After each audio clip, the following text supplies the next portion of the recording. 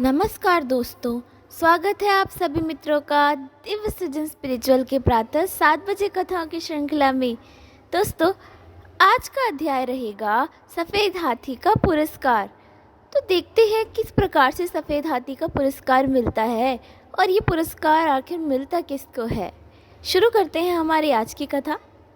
हाँ, जब सिद्धार्थ 14 वर्ष के थे तो रानी गौतमी ने एक बेटे को जन्म दिया जिसका नाम नंद था।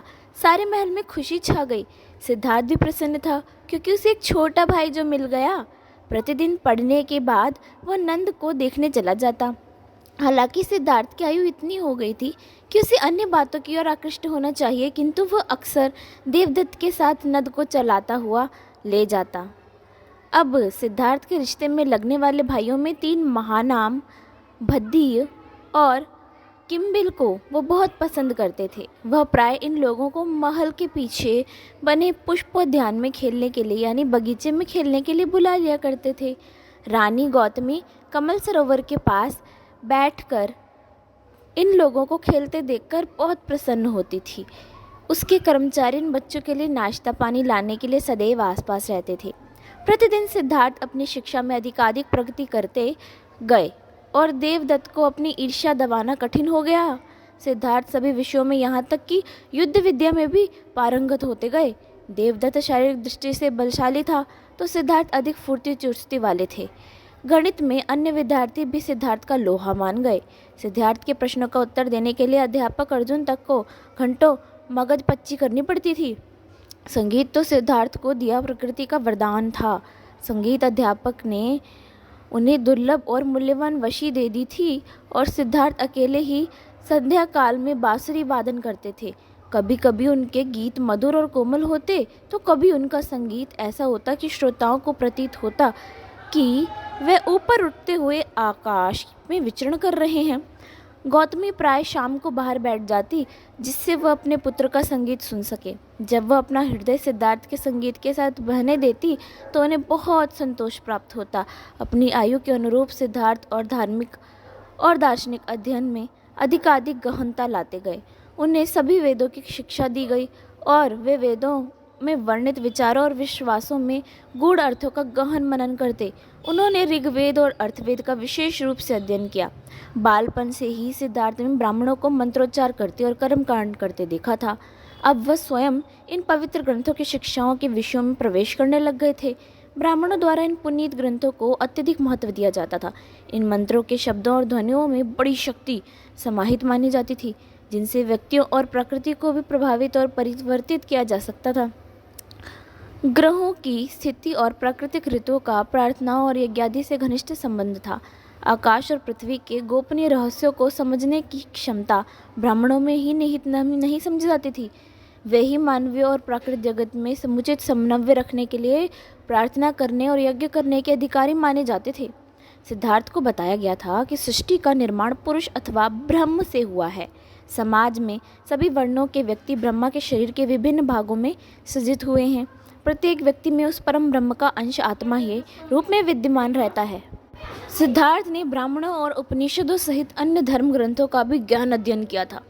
उनके अध्यापक गण परंपरागत विश्वासों से ही शिष्यों को परिचित कराना चाहते थे, लेकिन सिद्धार्थ और उनके साथी उनसे ऐसे प्रश्न करते जिससे अध्यापकों को समसामयिक परिस्थितियों के अनुसार उनकी व्याख्या करनी पड़ती, जो सदैव परंपराओं के अनुरूप नहीं होती। जब विद्यार्थियों की विद्यालय से छुट्टी होती तो सिद्धार्थ उन्हें समझा बुझाकर राजधानी के जाने माने पंडित पुजारियों और ब्राह्मणों के पास ले जाते और इन विषयों पर विचार विमर्श करते। इसके फलस्वरूप सिद्धार्थ को ज्ञात हुआ कि देश में ऐसे अनेक आंदोलन हो चुके हैं जिनमें ब्राह्मणों के इस एक छत्र अधिकार को चुनौतियां दी गई थी। इन आंदोलनों को उन असंतुष्ट निम्न वर्ष वालों ने ही नहीं चलाया था जो ब्राह्मणों के विशेष सत्ता में भागीदारी के इच्छुक भी थे, बल्कि इनमें सुधारवादी ब्राह्मण भी सम्मिलित थे।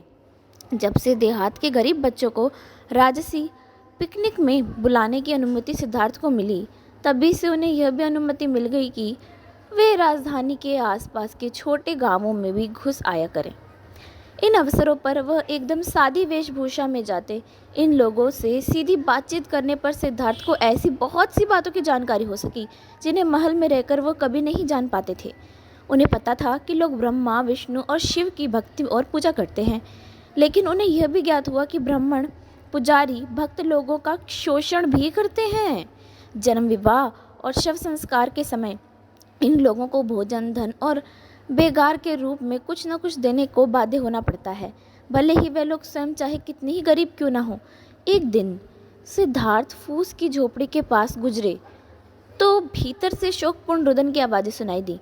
उन्होंने देवदत्त से भीतर जाकर वास्तविकता का पता करने को कहा तो ज्ञात हुआ कि परिवार के मुखिया की मृत्यु हो गई।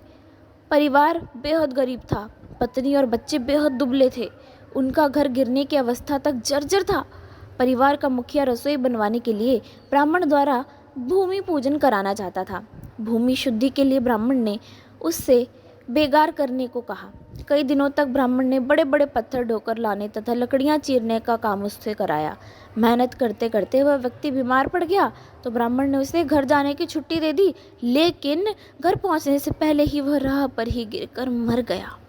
अपने मनन के आधार पर सिद्धार्थ ब्राह्मणवाद के इन मूलभूत सिद्धांतों पर प्रश्न उठाने लगे कि वेद अध्ययन का एकमात्र अधिकार ब्राह्मणों को ही है। ब्रह्मांड की सर्वोच्च संचालक शक्ति ब्रह्म है और इसकी प्रार्थना और पूजा करने से उनको सब अधिक शक्ति प्राप्त होती है।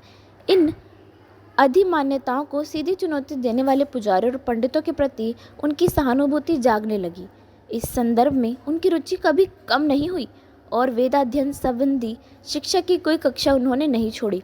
साधु सन्यासियों से मिलना और उनसे धर्म चर्चा करना सिद्धार्थ को पसंद था, लेकिन उनके पिताजी इसे नापसंद करते थे। क्यों करते थे? क्योंकि वो नहीं चाहते थे कि उनका जो बेटा है वो संत बन जाए।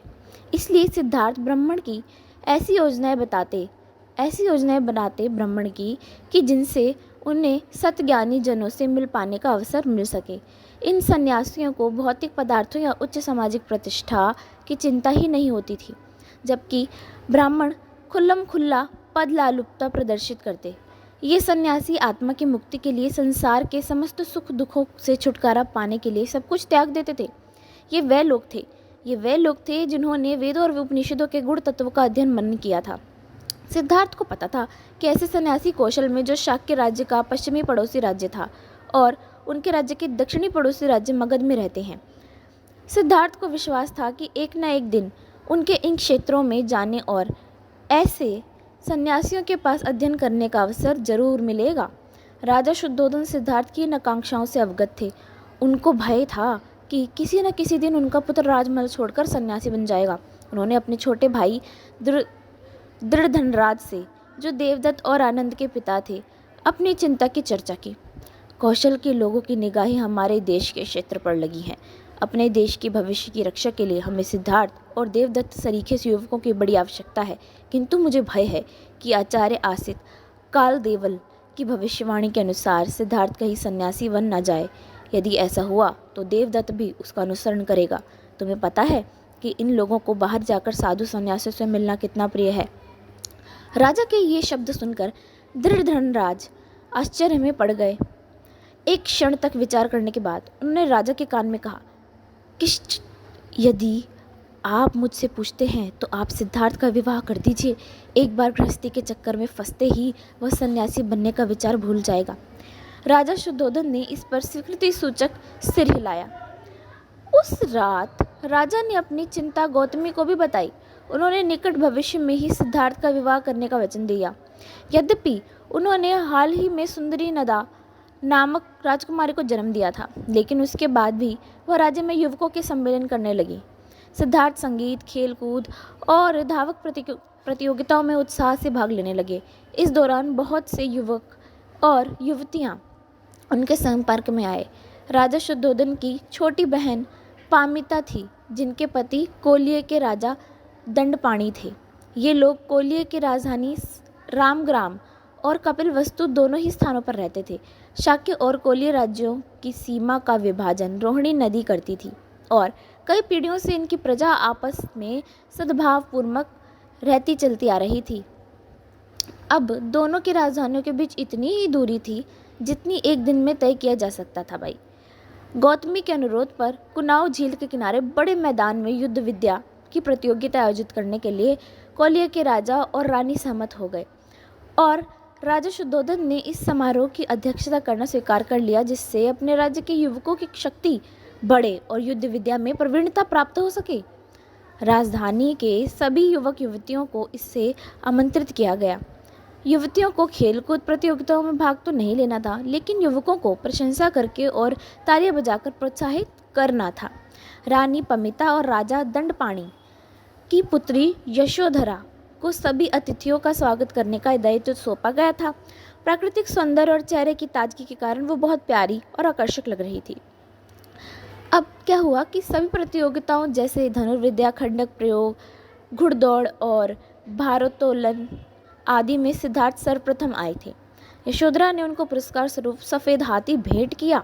दोनों हाथ जोड़ थोड़ा सिर झुकाए हुए संयत और गरिमापूर्ण स्वर में यशोधरा ने कहा, राजकुमार सिद्धार्थ, अपनी कौशलपूर्ण विजय पर कृपया इस हाथी को स्वीकार कीजिए। इसके साथ ही मेरी हार्दिक बधाई भी अंगीकार कीजिए। राजकुमारी की गतिविधियां शालीन और अनासक्त भाव वाली थी। उसकी वेशभूषा भी गौरवमयी और सुरुचिपूर्ण थी। उसकी मुस्कान अधखिले कमल के समान आकर्षक थी। सिद्धार्थ ने झुकते हुए इसकी आंखों में देखते हुए शांत स्वर में कहा, धन्यवाद राजकुमारी जी। देवदत्त सिद्धार्थ के पीछे खड़ा था और प्रतियोगिता के द्वितीय स्थान ही पा सकने के कारण अप्रसन्न था। वह इस बात से भी उखड़ा हुआ था कि यशोधरा ने उसकी ओर देखा तक नहीं। उसने झपट कर हाथी की सूंड पकड़ी और उससे उसके मर्म भाग पर मुष्टि प्रहार किया। मुष्टि यानी मुक्का मार दिया। कष्ट के मारे हाथी घुटनों के बल बैठ गया। सिद्धार्थ ने क्रोधपूर्ण दृष्टि से देखते हुए देवदत्त से कहा, भाई, यह तो दुराचार पूर्ण कार्य किया है तुमने। सिद्धार्थ ने हाथी की सूंड के मर्म स्थल को स्नेहपूर्ण सहलाया और उसने सांत्वना के स्वर में धीरे से कुछ कहा। धीरे धीरे हाथी उठकर खड़ा हो गया और राजकुमार को सिर झुकाया। दर्शकों ने प्रशंसा के तुमुल हर्षध्वनि करते करते जय जयकार की। सिद्धार्थ हाथी की पीठ पर बैठ गए और विजय यात्रा निकली। अपने महावत को के हाँकने पर सफ़ेद हाथी ने सिद्धार्थ को राजधानी कपिलवस्तु में घुमाया। मार्ग में लोगों ने तालियां बजाकर उनका स्वागत किया। यशोधरा शालीनतापूर्वक पग रखती हुई उनके पीछे पीछे चल रही थी। तो दोस्तों, ये थी हमारी आज की जो कथा है।